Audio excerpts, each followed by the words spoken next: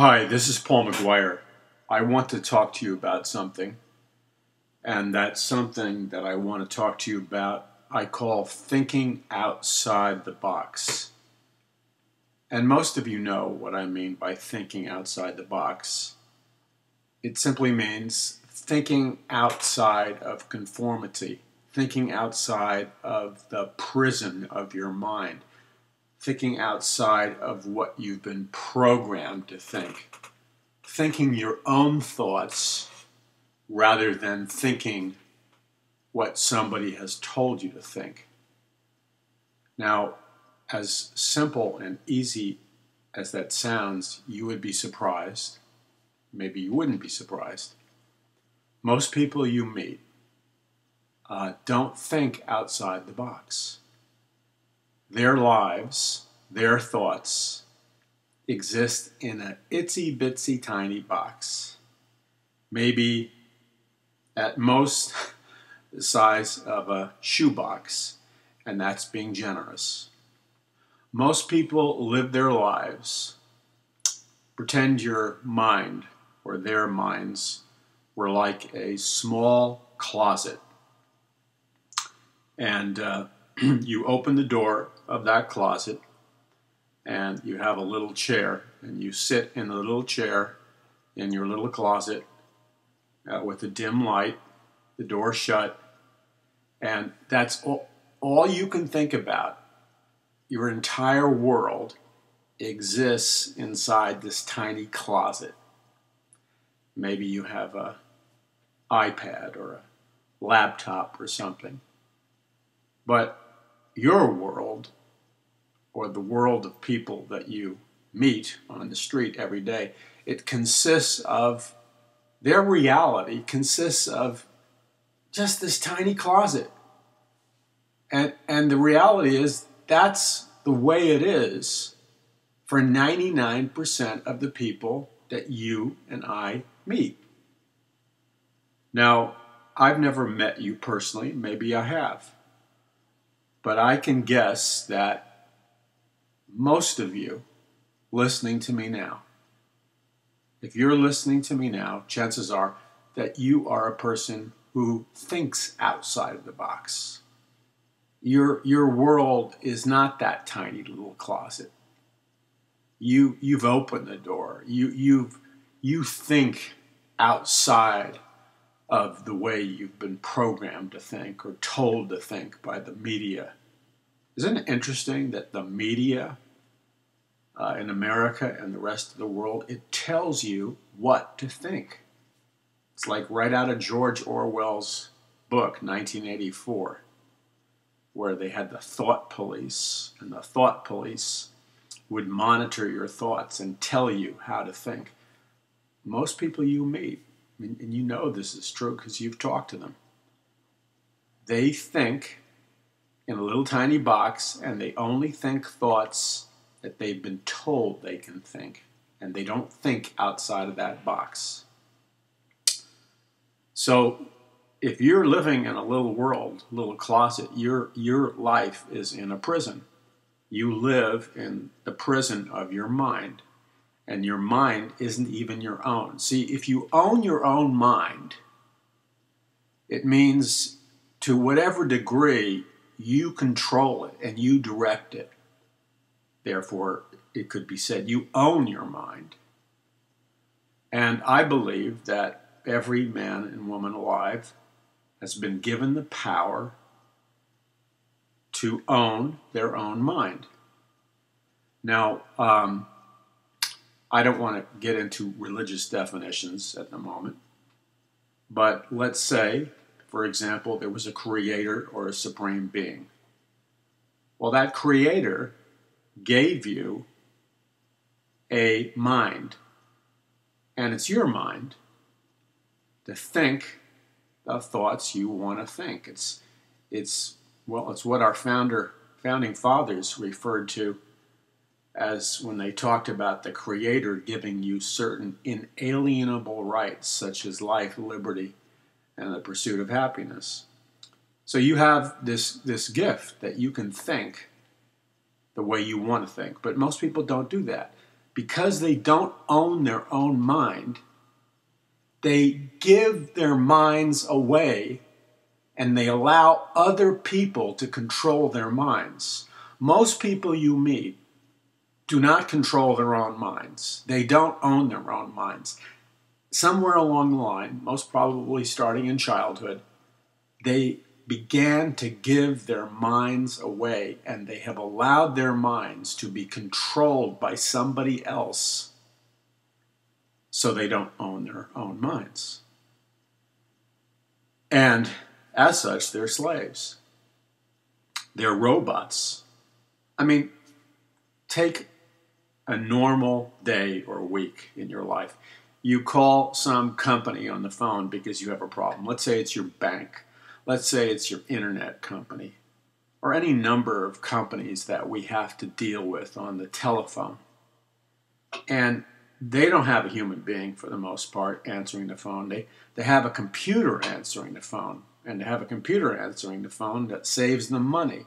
They also make you wait time, because time is money. So the longer they make you wait, the cheaper it is for their cost of operation. So when you're put on hold by a company, it's not because they're busy. If you believe that, you don't own your own mind. It's because by making you wait, they increase their profits because they have to hire fewer employees.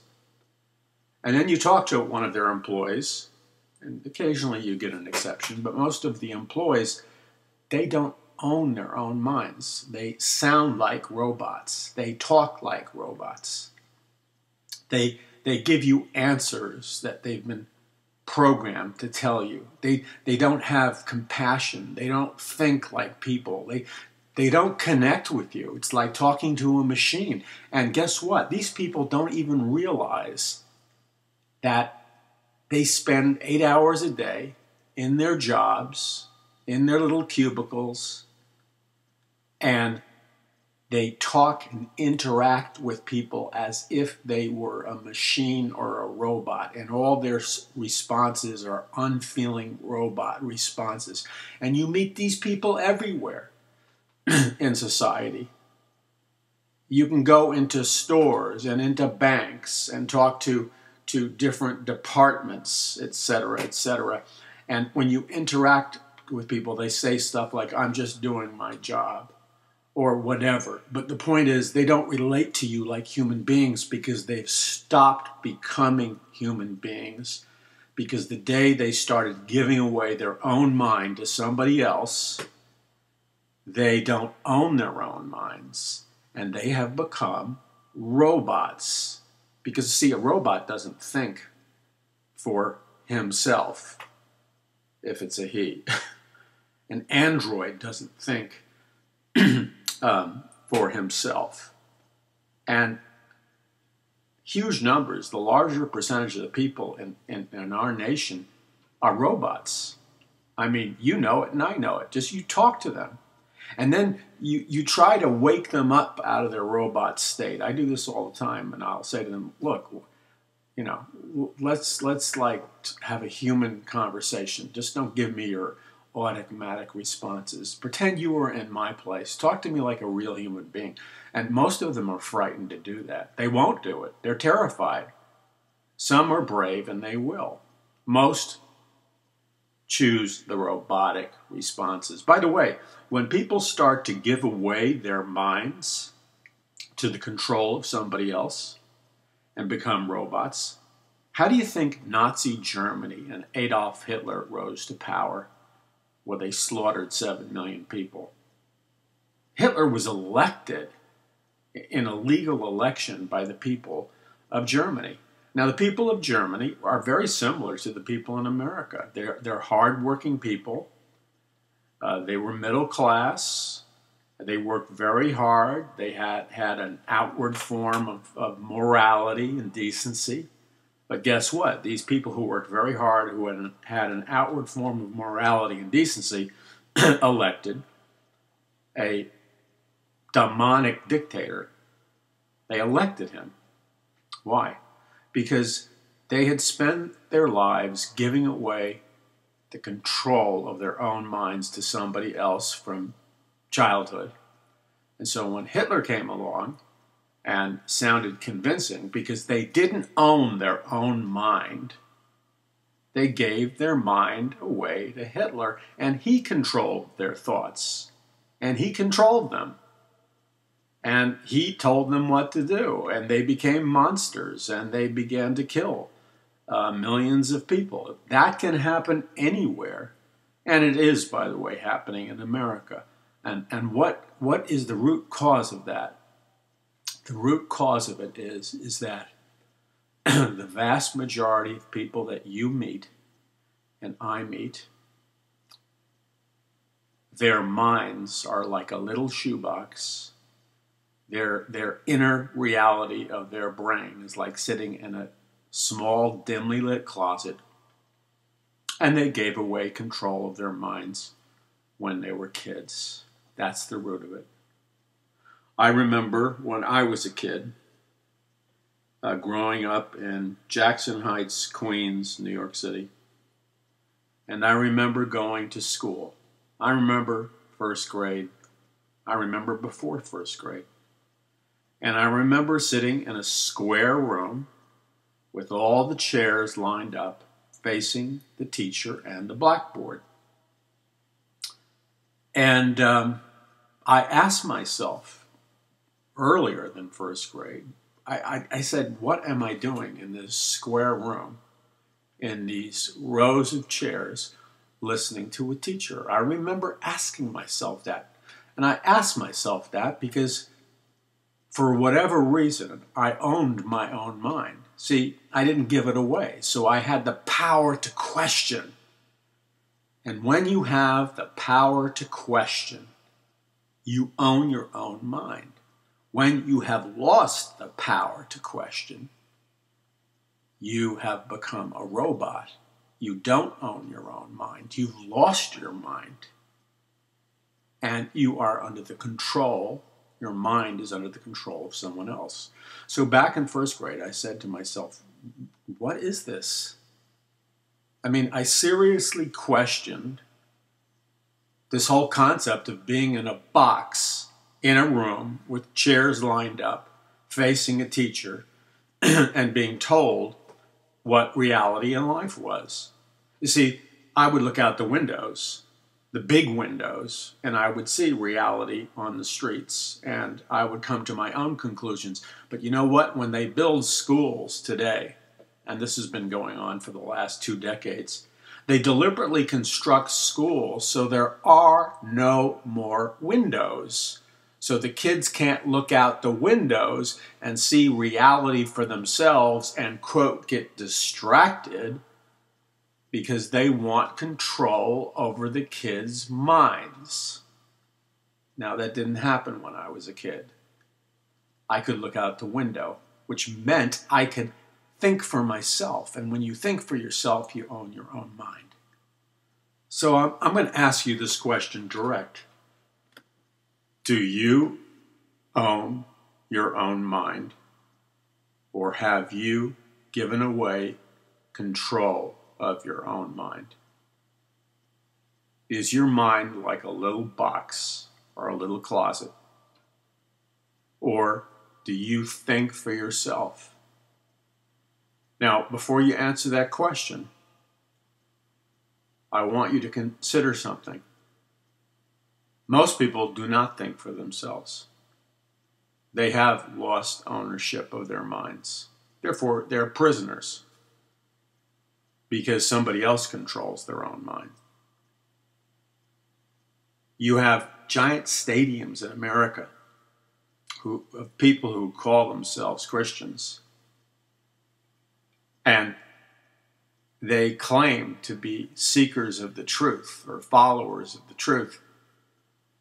But they gather in these giant stadiums and they give away the control of their mind, not to God, but to an individual who has a certain amount of charisma, a salesmanship ability.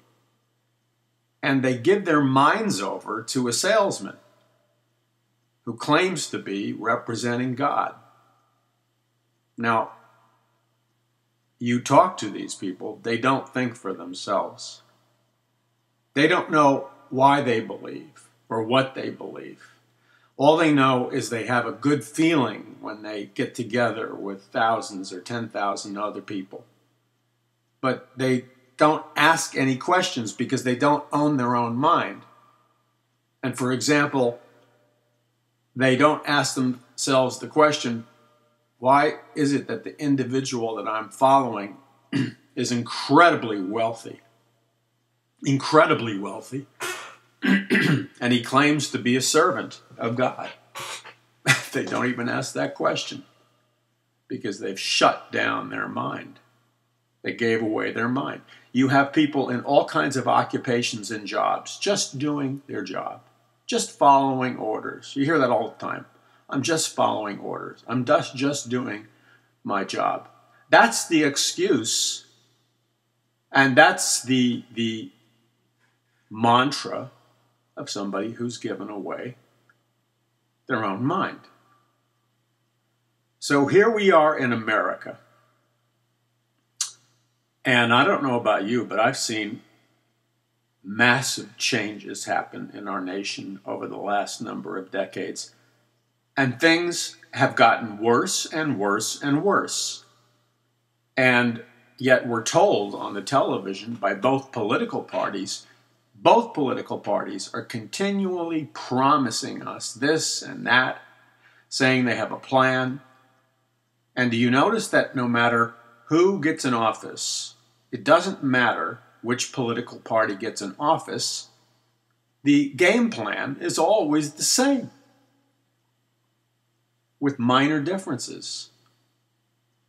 So if you vote for this party or that party, but the game plan is the same, wouldn't you normally think, if you owned your own mind, that both parties are really one party, operating under the illusion that they're two different parties? In other words, the idea of two different parties offering two different points of view or platforms is an illusion. In reality, there's only one party.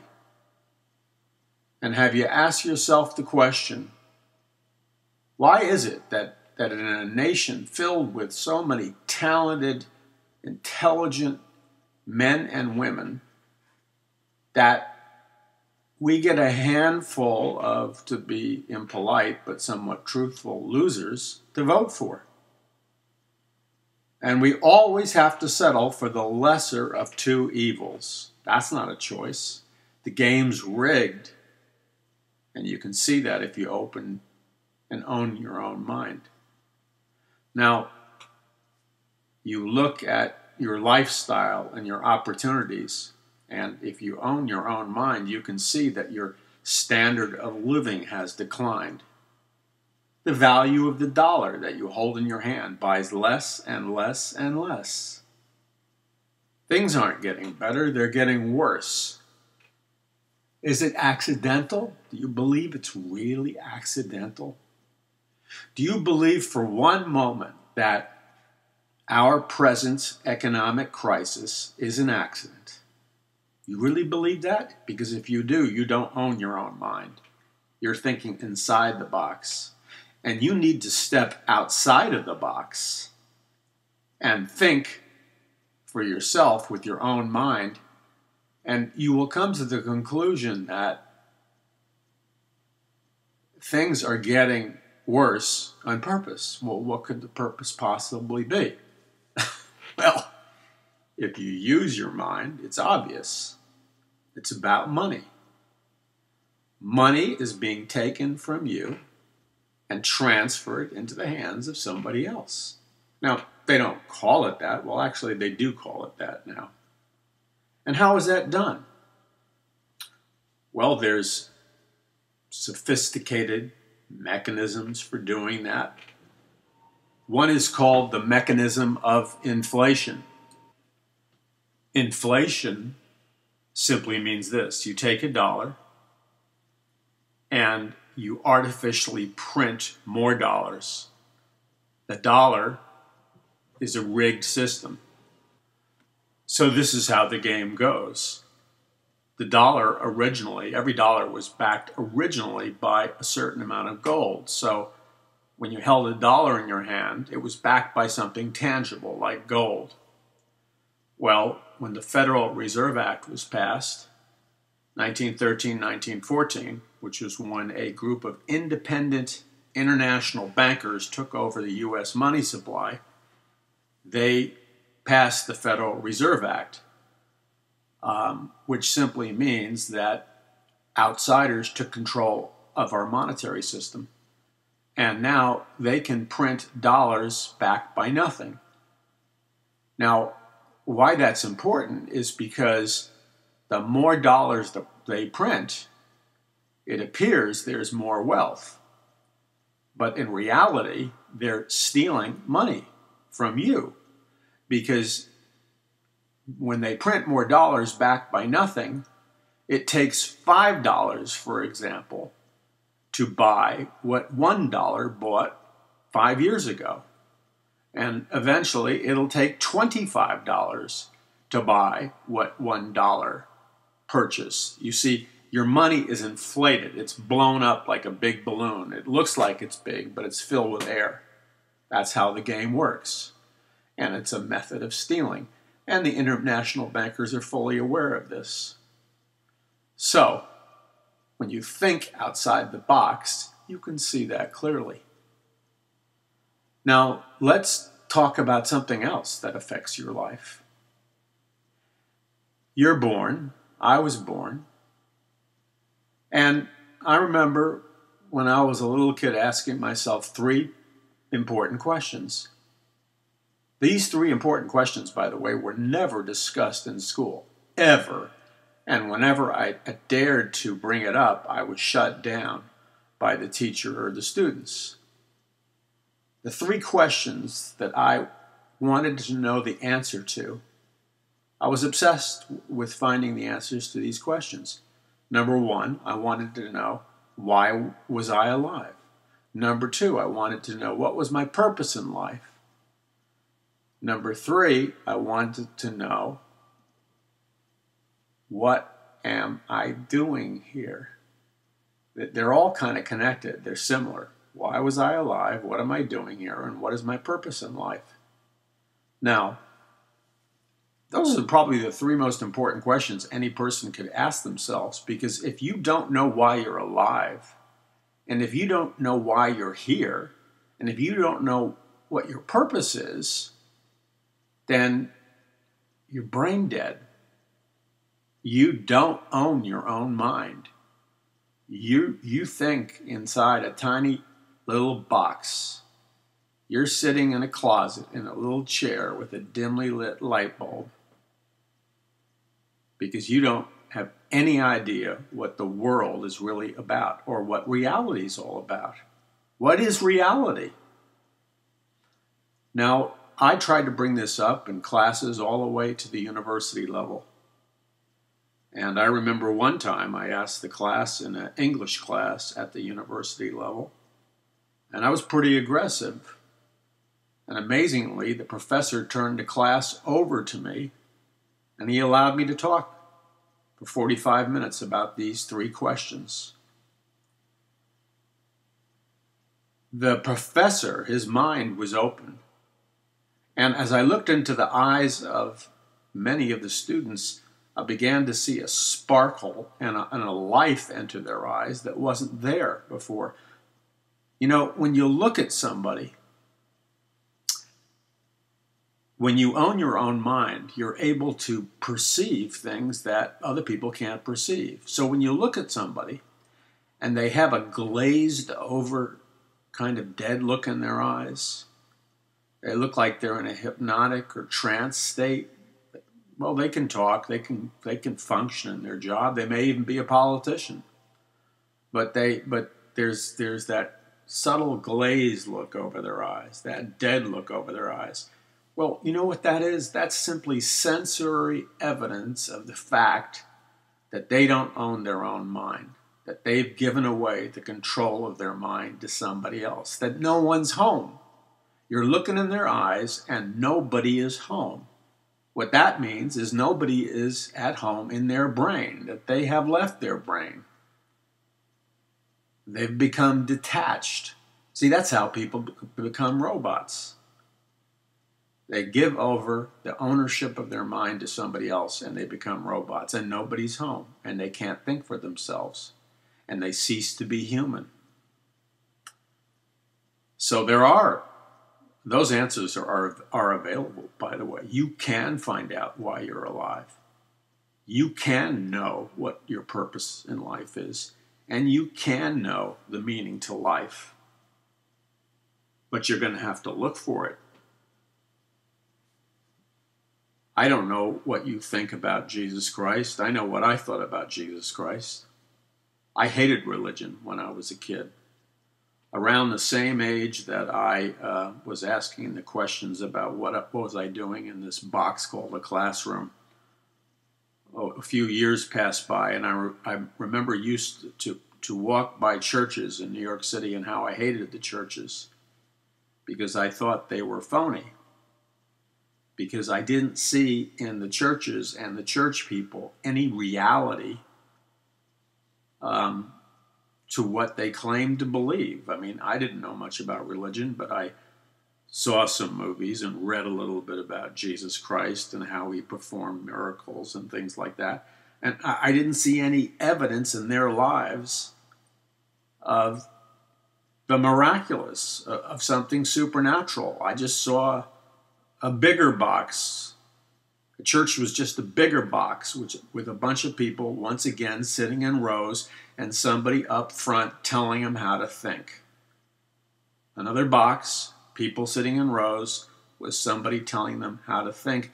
And again, the people gave control over their minds to somebody else. That's how I summed up religion, and specifically Christianity. I hated it. I despised it. But anyway, Jesus Christ did say, I am the way, the truth, and the life. No man comes to the Father but through me. And he said, knock and the door will be open. Seek and you will find. So he illustrates, and this principle has been illustrated by other spiritual teachers, that you have to look for something to find it. Jesus said you have to seek and then you'll find. In other words, if you're going to own your own mind, you have to make the choice, the inner choice, to think for yourself and to pursue, actively pursue, and to look for truth. And if you will seek, you will find. If you don't seek, you will not find. So you can find the answer to why you're alive or any other question, but you have to look for it. And if you look for it, it will appear. It's that simple. This brings us to another big question. The world right now is a very strange place. If you own your own mind, you can see that. Let's look at the obvious. Freak weather. I have never, and you have never, and it's a statistical fact, there has never been so much freak weather occurring in our nation and around the world ever before. Hurricanes, tornadoes, tsunamis, earthquakes, the ring of fire. There has never been so much mass starvation, famines, pestilences, disease outbreaks. I mean, things are getting very intense in this external environment we call reality. You would have to be blind to miss it. The threat, the imminent threat of all kinds of things, asteroid impact, disease outbreaks. And then you look at what's happening on the geopolitical scene. And you look at hundreds of thousands of Russian troops going into the Ukraine, U.S. troops, NATO troops, European troops going into the area of the Ukraine.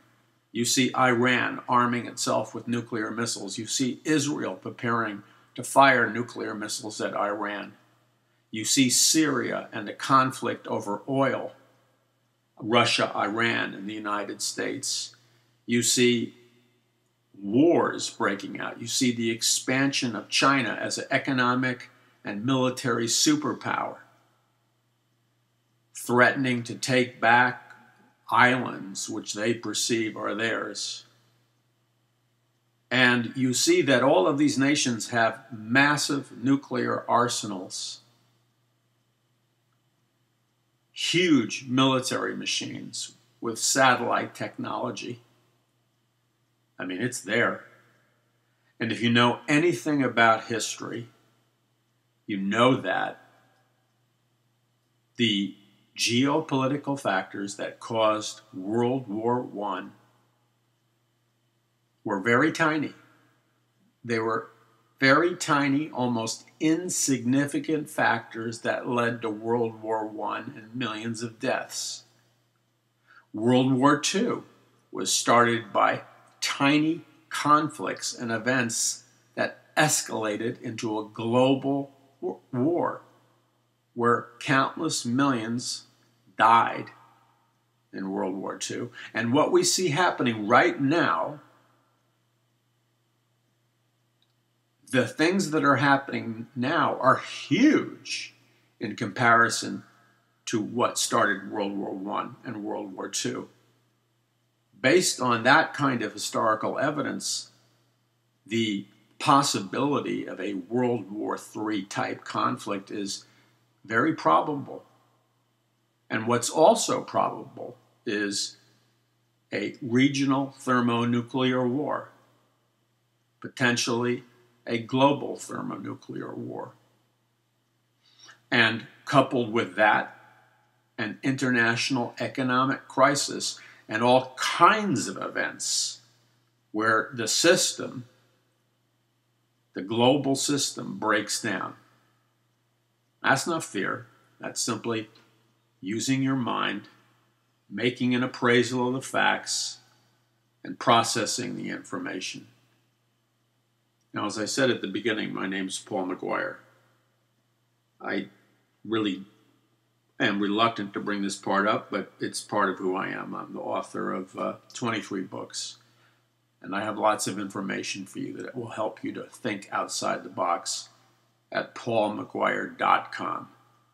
And McGuire's McGuire. But here's the big question. With all this intense stuff escalating, you have to ask this question. I did. I was obsessed with this question at a university I attended. And it was a question that it was not allowed in the classroom to ask this question. Like most of the questions I asked, they were out-of-the-box questions.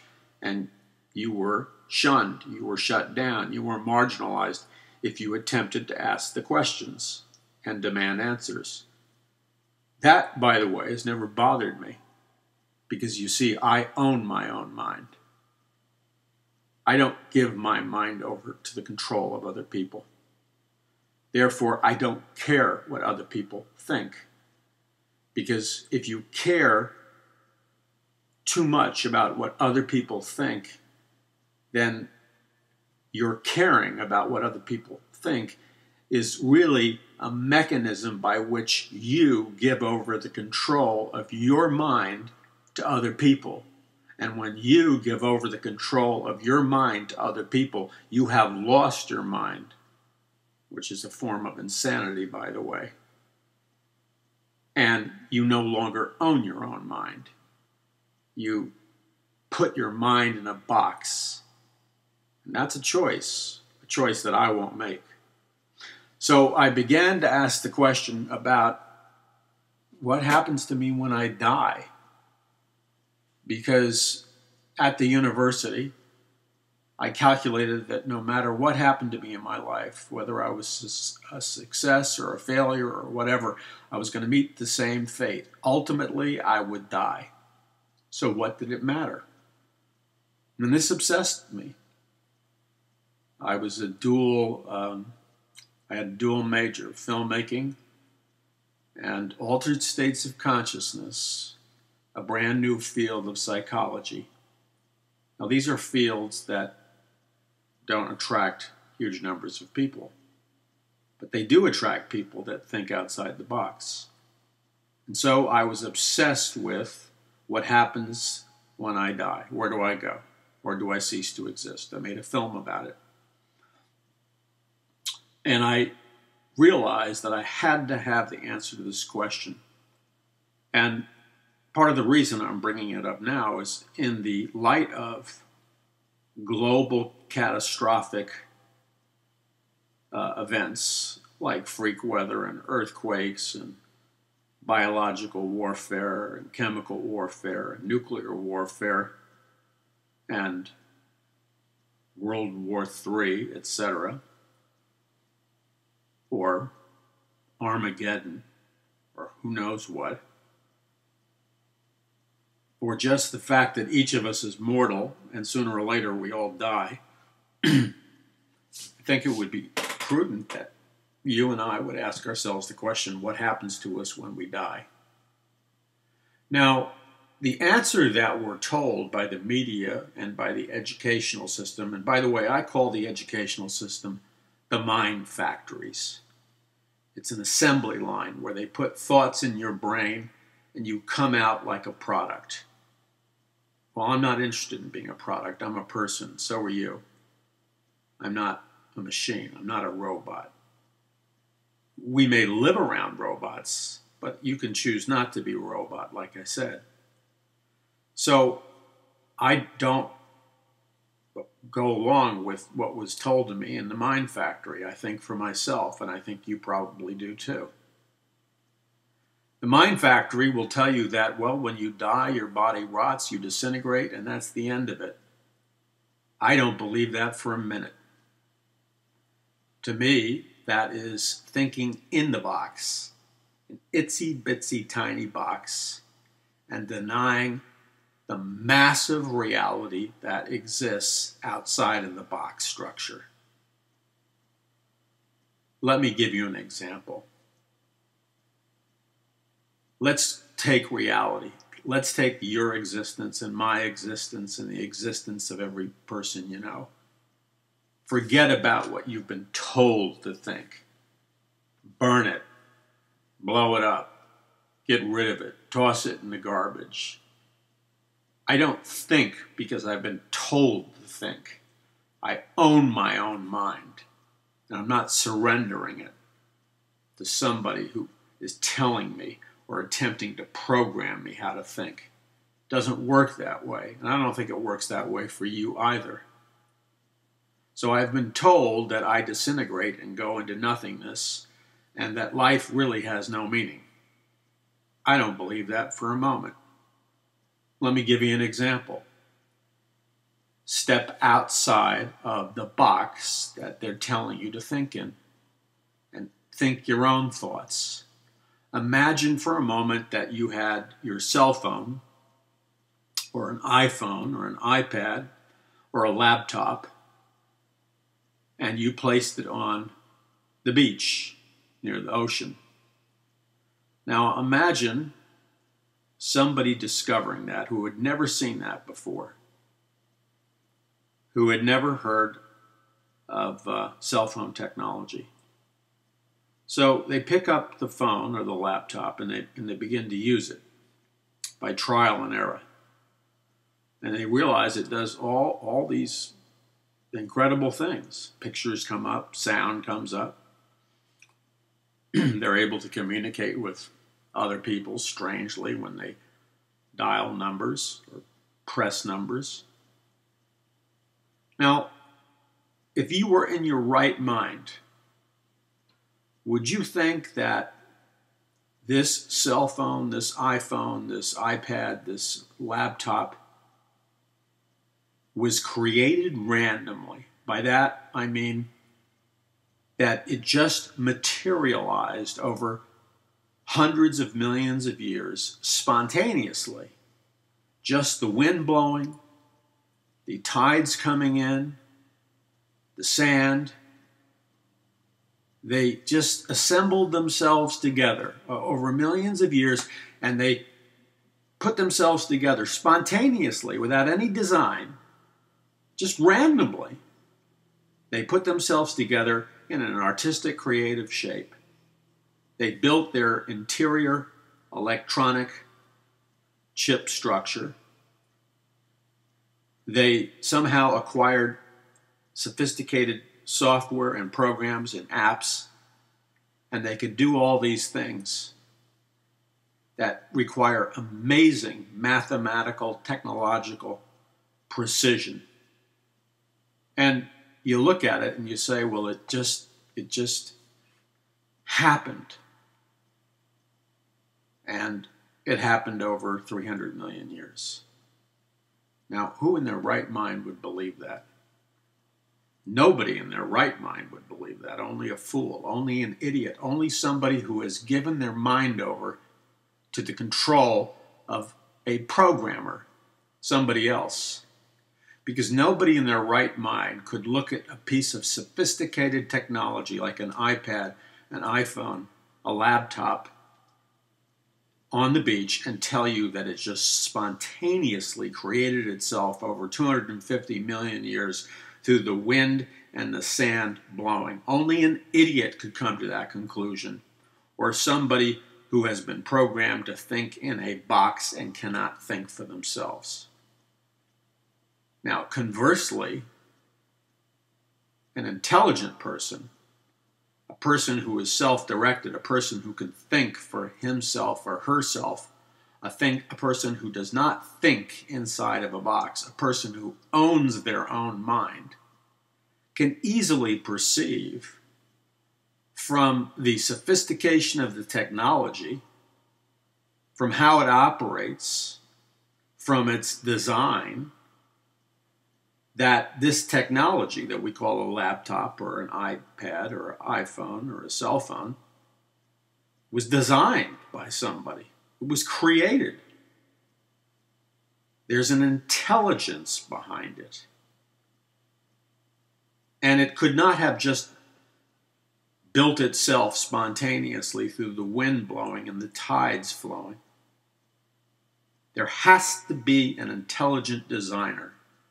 There has to be a blueprint. There has to be an idea behind this thing and a creator. That is the only conclusion that somebody who owns their own mind could come to. Now, you can debate as to whether or not who is the intelligence behind the design. Now, you can argue that. You can debate that, certainly. But to say that it was not designed is madness.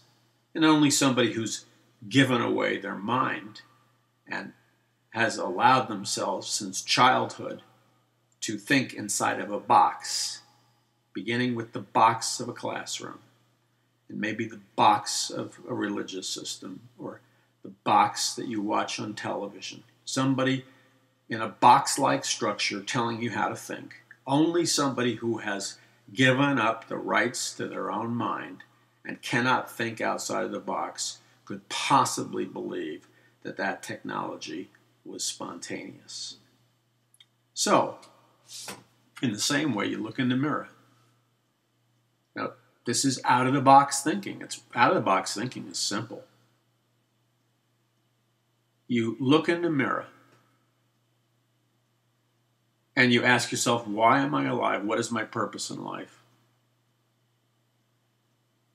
And what's the meaning of life? Questions like that. You look in the mirror and you see that you have lips and teeth, a tongue, eyes, ears, and you can see your body. It's obvious you were designed. There's a symmetrical balance between a left half and a right half of you. You got a left nostril and a right nostril, a left eyeball and a right eyeball, ear on each side of your head, and so on and so forth. Split right down the middle. You're symmetrical. Your eyes is a sense a sensory organ which allows a visual sight processed in the brain neurologically. Your tongue is used for digestion and for speaking. You think inside your brain and you project what your thoughts in vocabulary, which is produced by your tongue and your mouth and your structural frame. And when you speak, there's a vibrational pattern that creates words or vocabulary that has meaning. Your ears hear sounds. You have a heart that beats, and if you put your hand over your breast, you feel the steady rhythmic beat in time sequence of your heart. You see your fingers, your dexterity. I mean, if you were an android or a robot, it would be obvious that you were built by some kind of intelligent design, a creator.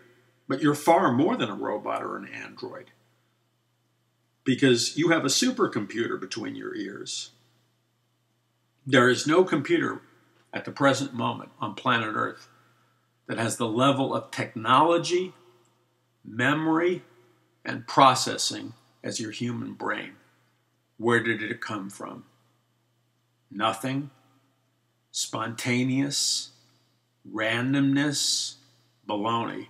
Only somebody who doesn't own their own mind, who thinks inside the box, could believe such a ridiculous idea. A ridiculous idea programmed into you by somebody else externally. And the only reason you or anybody else would accept the programming that you came from nothing and there is no meaning to your life. The only reason, now here's where it gets dangerous, because I'm going to ask you something very dangerous right now. I'm going to ask you the question, are you willing to think outside the box? Are you willing to step outside the box? Own your own mind and think your own thoughts. Because if you are, what I'm going to ask you to do is potentially dangerous to your conformity, and it's dangerous to your mental imprisonment. So here's the question.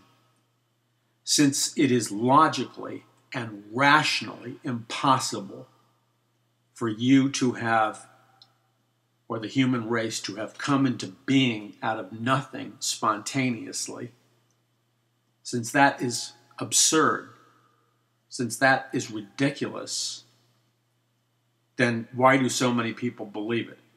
So many people believe it because they don't own their own minds and they think inside a tiny little box.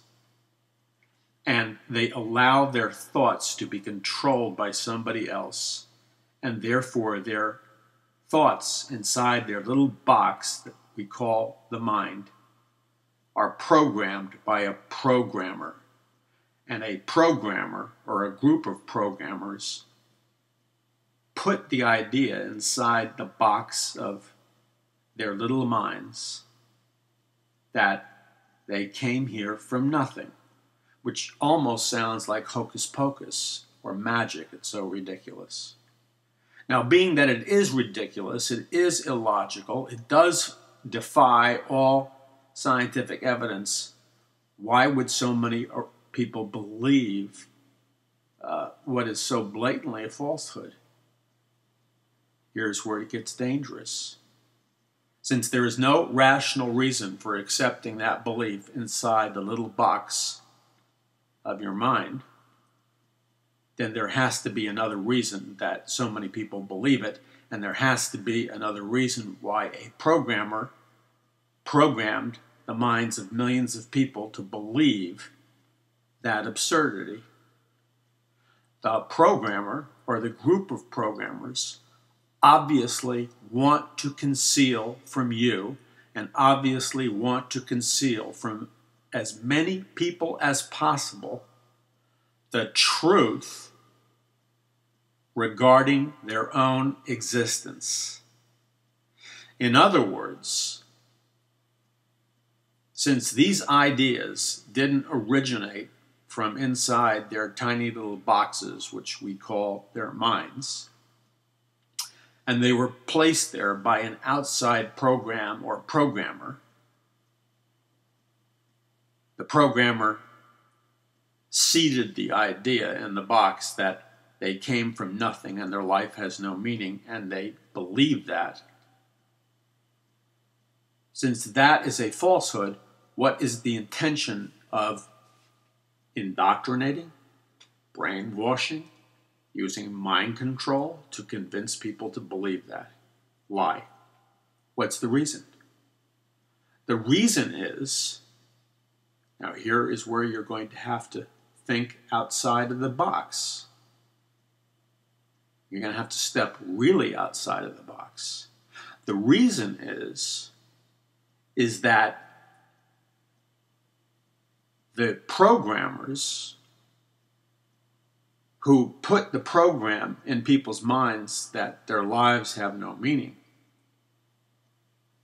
the reason for putting that thought in their mind is that when people believe that lie, they become powerless. They are easily controlled. And that's the issue. Listen very carefully. This is the central issue of this conversation. Who is controlling your mind? You or something outside yourself? A program or programmers? And why would they want to teach you that your life has no meaning?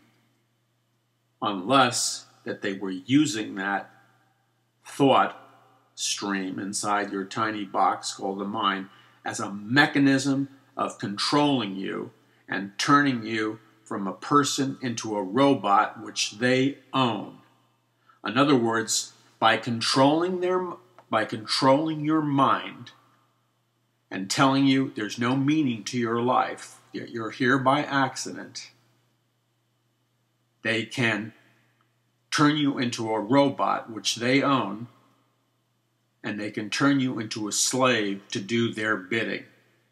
But the entire programming system, the entire robot system, the entire slave robot system is based on embedding into human consciousness the thought program that your life has no meaning.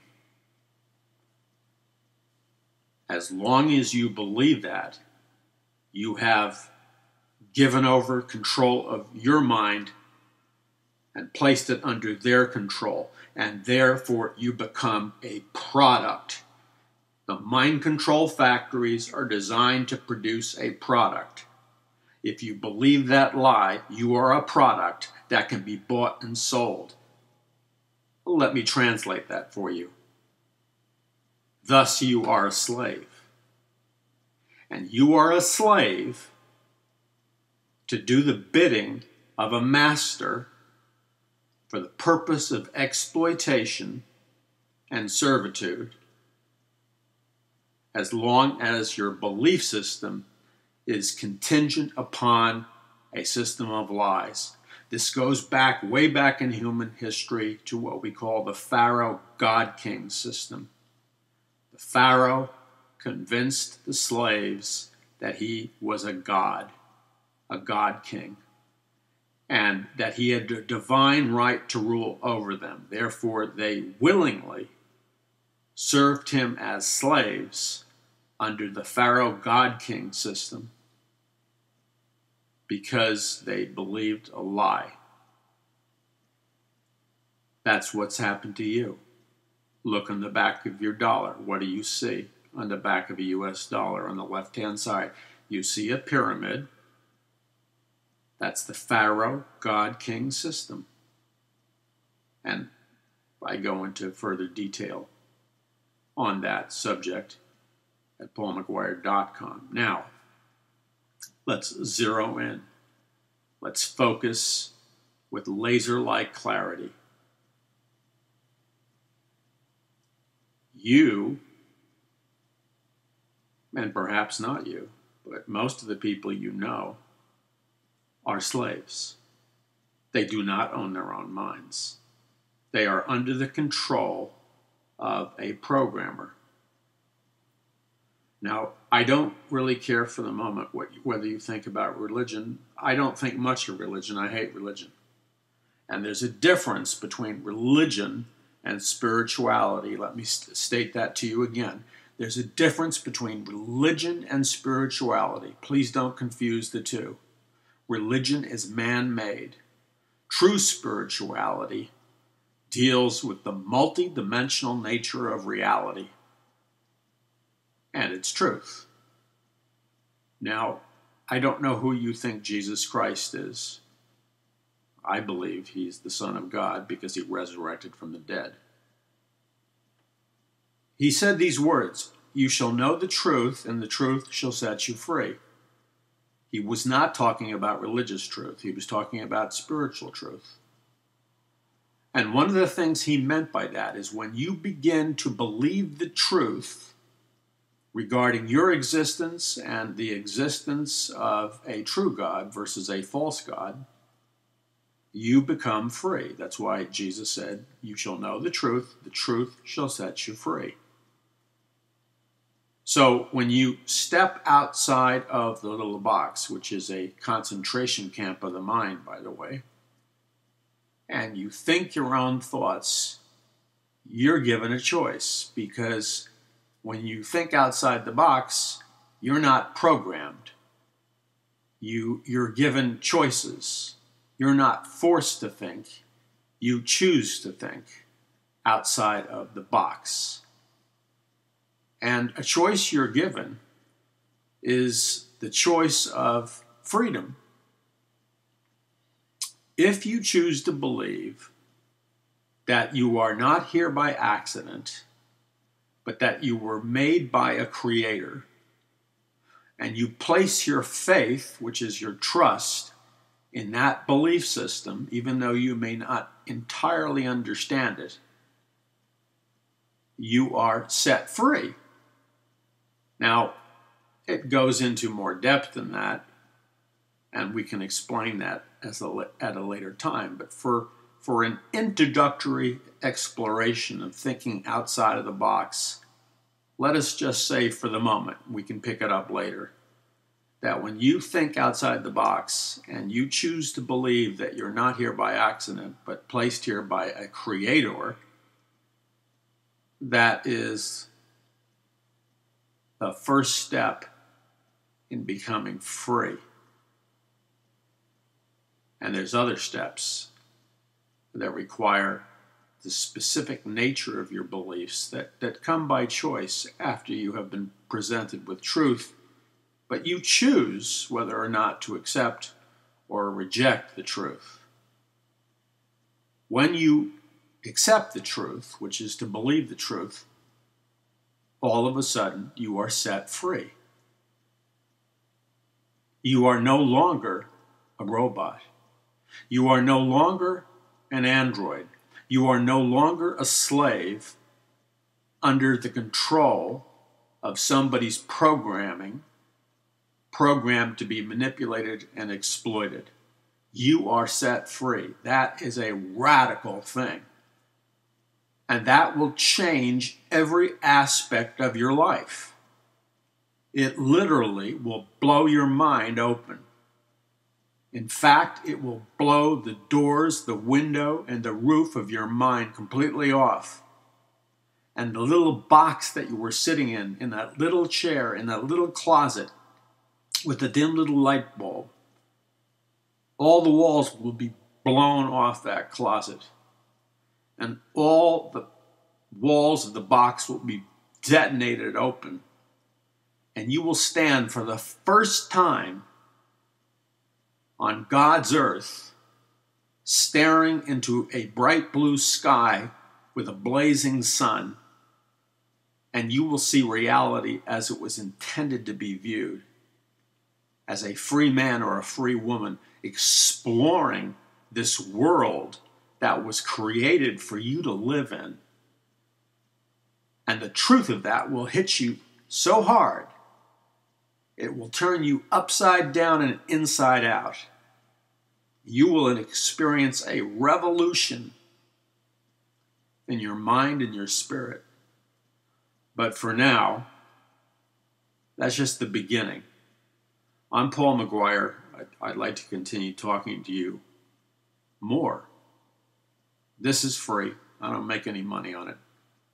Truth is free. And the only thing I ask is when you know the truth that you spread the word. I'm Paul McGuire.